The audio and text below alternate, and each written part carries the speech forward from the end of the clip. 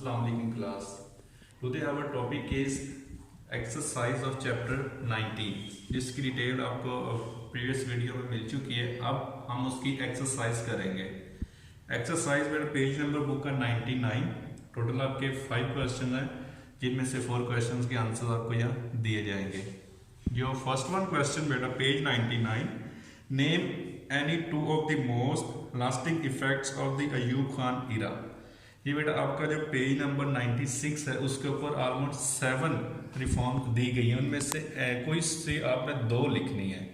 तो some of the significant aspects of Ayub era are, first one is improvement in law and order. Law and order में improvement हुई थी। Second one establishment और and progress of industry, यानी industry को बनाया और उसमें आगे प्रोग्रेस भी की।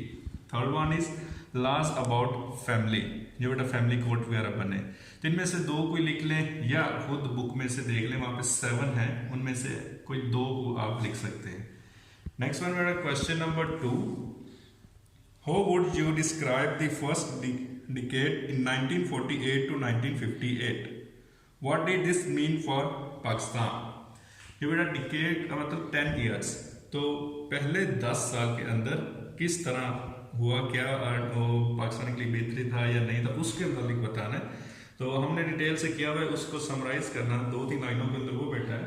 आंसर उसका the first decade 1948 to 58 was one of the political reforms and the resulting instability was in sharp contrast to the steady situation across the border. This affected the growth and progress of the country. तो बेटा आपने पढ़ा, पहले हम देखा कि कायदे आज़म first governor general, फिर 1956 तक 4 गवर्नर जनरल बने और यहाँ तक 6 प्राइम मिनिस्टर भी बने। तो अनस्टेबिलिटी बहुत रही थी इस फर्स्ट डिकेड के अंदर। फिर मार्शल लॉ लगा, वो 10 साल तक रहा, आपको हमने अभी पढ़ा है। तो इसलिए क्योंकि ये सब हो रहा था बॉर्डर के क्रॉस, जो कंट्रास्ट आ रहे थे, इंडिया अभी नहीं चाहता था कि पाकिस्तान एज ए कंट्री बने, वो उसको मुश्किलात दे रहा था कि ताकि ये दोबारा जम हो जाए, इतनी कोई मुश्किलात इसमें क्रिएट हो। ये बेटा उसका आपका आंसर है। Class next question number 3 page 99, what are the benefits of devolution of power? What does this mean to common man?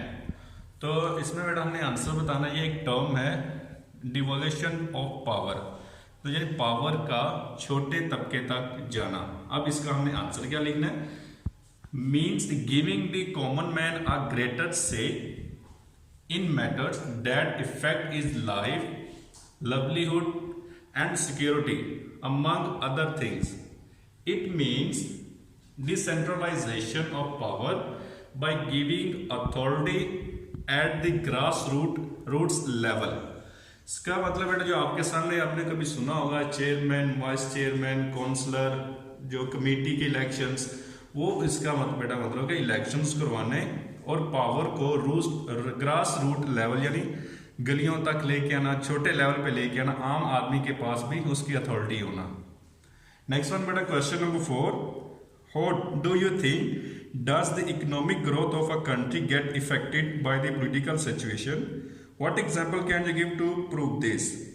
तो बेटा क्वेश्चन ये पूछ रहे हैं कि पॉलिटिकल सिचुएशन अगर इफेक्ट हो कि बार बार प्राइम मिनिस्टर चेंज हो, हमारी गवर्नमेंट चेंज हो, असम्बलियाँ नहीं बने, तो उसका इफेक्ट पड़ता है पॉलिटिकल सिचुएशन पे या नहीं?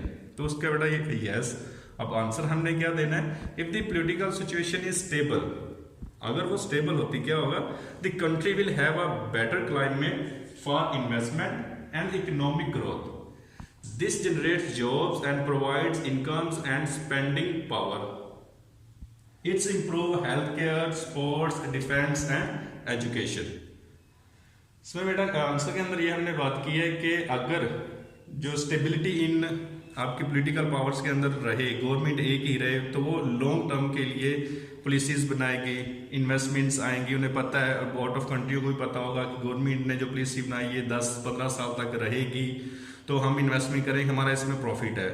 अब सिचुएशन क्या होती है कि हर 5 साल बाद, 3 साल बाद, 4 साल बाद जब गवर्नमेंट चेंज होगी तो पॉलिसीज भी चेंज होती हैं, तो इसलिए इन्वेस्टर्स नहीं आते। अगर स्टेबिलिटी होगी तो हमें इससे फायदे ही हैं, और उसका आपको एक सामने आंसर है। नेक्स्ट मेरा जो क्वेश्चन 5 वो स्किप है। और 2 एक्स्ट्रा लॉन्ग आपके पास जो पेज का बुक नंबर 96 है उसमें बेटा 2 एक्स्ट्रा लॉन्ग है। राइट एनी 5 अयू इरा स्ट्रेंथन्स जो 7 है आपका शॉर्ट क्वेश्चंस भी इसमें एक आ चुका है। और अब लॉन्ग क्वेश्चन भी के तौर पे भी आपने याद करना है 7 है, कोई सी 5 आपने बेटा याद करनी है और लिखनी होगी। ये आपने बुक में जो नोटबुक है उसमें भी इस क्वेश्चन को लिखना है। सेकंड वन बेटा उसी का सेकंड पार्ट, राइट एनी 4 अयू मेरा वीकनेसेस, तो वहां पे बेटा वही पेज के बॉटम में आपकी वीकनेसेस भी 5 लिखी हुई हैं, उसमें से कोई 4 आपने राइट करनी है और लर्न भी करनी है। फिर मानो बेटा अल्लाह हाफिज।